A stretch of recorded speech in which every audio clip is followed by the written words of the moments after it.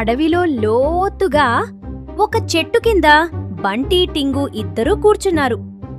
వాళ్ళ మధ్యలో మెరిసిపోతూ ఒక స్మార్ట్ ఫోన్. స్క్రీన్ వెలుగులు చూసి బంటి చాలా సీరియస్గా చూస్తాడు. ఇది ఏదో ప్రపంచాన్ని నడిపించే వస్తువు అన్నట్టు.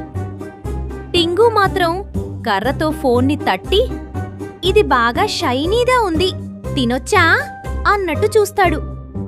బంటి వెంటనే కర్ర పక్కకి కొట్టి, ఇది తినేది కాదు, స్వైప్ చేస్తే పని చేస్తుంది అన్నట్టు ఫింగర్ నాకి స్క్రీన్ మీద లాగుతాడు. ఏమీ జరగదు. బంటి వెంటనే, ఇది ఆలోచిస్తోంది, పెద్ద పెద్ద వస్తువులు అలా చేస్తాయి అన్నట్టు తల ఊపుతాడు. బంటి వెంటనే ఫోన్ ఎత్తి మనుషుల్లా విచిత్రంగా పెదాలు ముందుకు పెట్టి నిల్చుంటాడు. కదలడు, ఊపిరి కూడా ఆపేస్తాడు. టింగు, బంటి నువ్వు బొమ్మయ్యావా అన్నట్టు చూస్తాడు.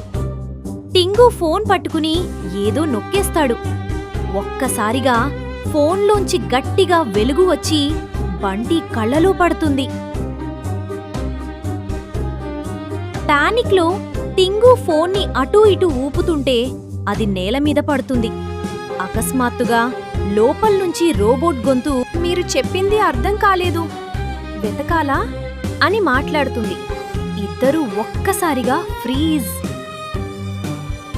బంటి వెంటనే తన చేతిలో ఉన్న కొరికిన మామిడి పండును ఫోన్ ముందు నెమ్మదిగా నెట్టేస్తాడు.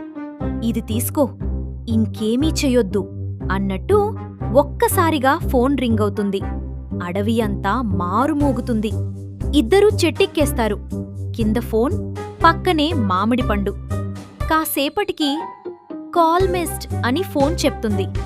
ఆకుల మధ్య నుంచి టింగు తల బయటపెట్టి, బంటి ఇది మళ్ళీ మాట్లాడట్లేదు కదా, ఆ మామిడి పండు నాదేనానా అని అడుగుతాడు.